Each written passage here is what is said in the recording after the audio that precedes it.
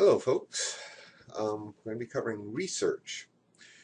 Before we get into research, let me tell you the story of Hans, as it will be a good little example of the scientific method. Hans was a horse that could count. By the way, true story.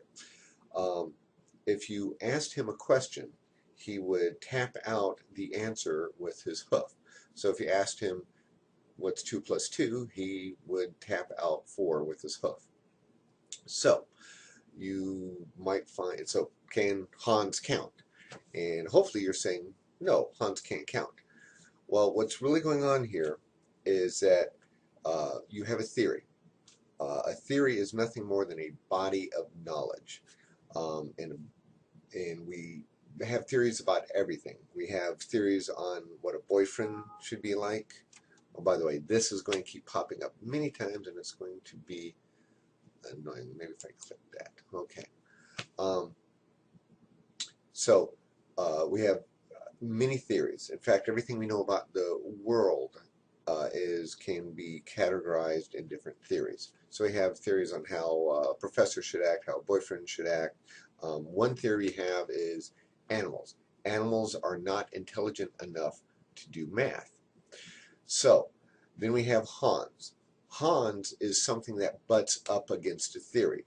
Our theory is animals cannot do math, but then we have Hans who can seemingly do math. The natural response when something like that happens is to develop a hypothesis, an educated guess to explain this phenomenon so it fits back into our theory nice and neat and we don't have to change our theory. So, we have Hans, he can count, and that doesn't make sense to us, so we have a hypothesis. Now, let me switch to the university. A local university found out about Hans, and they sent a group of students down there to find out what was going on. Their first guess, their first hypothesis was the trainer was sending messages to Hans, sending him signals. So they had their theory, they had their hypothesis, trainer sending signals. The next step of the scientific method is to test the hypothesis. So they took the trainer away where Hans couldn't see him, and the students asked Hans questions. Hans could still do the math. So it's obvious then that the trainer was not sending him signals. So we have to reject the hypothesis that Hans was receiving signals from the trainer. The next step in the scientific method would be to gather evidence.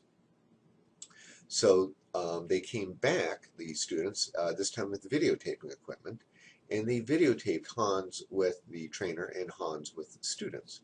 And that's when they saw it.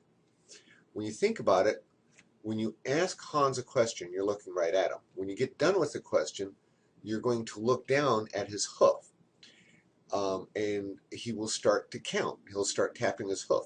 When he gets to the right answer, you look back up and you say, that's right. That's what was really happening. The trainer had trained Hans to tap his foot when you looked at his foot, thereby giving you the impression that he was answering your mathematical problem. So, that's the story of Hans. So let's take a look at this. To fill in your notes, a theory is a body of knowledge, and a hypothesis is an educated guess. All right, operational definitions. An operational definition is defining a scientific concept by stating specific actions or procedures used to measure it.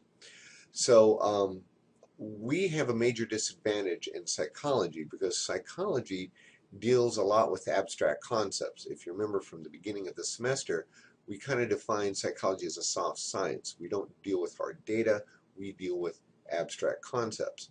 So, since the data we deal with is not usually hard and measurable, we have to come up with an operational definition. So, say that I'm doing research on anger.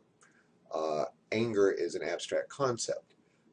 So if I were to use an operational definition, It would be something like, for the purposes of this research, anger will be defined as when the subject clenches his teeth, makes a fist, and talks in a loud voice. Now, that's an example of an operational definition. I did not define what anger is. I simply defined how we're going to measure it. So psychology uses a lot of operational definitions. Basically, just covered that. Okay, so let's cover 4 ways to gather evidence / test hypothesis. Sometimes these methods are nothing more than just to gather more evidence. Sometimes we use some of these also to test hypothesis. So that's why they're combined. All right, let's talk about observation.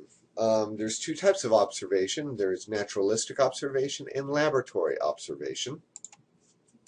Naturalistic observation means to watch them in their territory. A good example of this would be Jane Goodall. You can YouTube her. She used to study silverback gorillas, a very famous lady. So, naturalistic observation. Say that I want to study passionate kisses, and I want to use naturalistic observation. So, I go to a park, I find a babbling brook, and there's this park bench that overlooks the sunset and the babbling brook. Perfect. I crawl up in a tree with a recording equipment, wait for a couple to come and sit down on the bench and begin passionate kissing. Wonderful. Oh, but I run out of tape. So I have to go down and say, oh, excuse me, no need to panic. I'm a researcher studying passionate kisses, but I just ran out of videotape. Will you please wait here while I go back and get more videotape? Hopefully you see the problem with this. Naturalistic observation, the advantage is you get to see natural interaction. But the big disadvantage is you have no control. So if something goes wrong, you've missed that natural interaction. You can't manipulate any variables because, once again, it's natural. Anything that you do would make it unnatural. So that's the advantage and disadvantage. Now, my bright and insightful students, the next one is laboratory observation. What do you think the definition of that is? I bet you figured it out. It means to watch them in our territory. In naturalistic, we watch them in their territory. Laboratory, we watch them in our territory. So, I've learned my lesson now. I invite a couple to my laboratory. I have them come in and sit down in a love seat that faces a 2-way mirror. I inform the couple that I'm studying passionate kisses. Behind the 2-way mirror is videotaping equipment. In just a moment, I'm going to be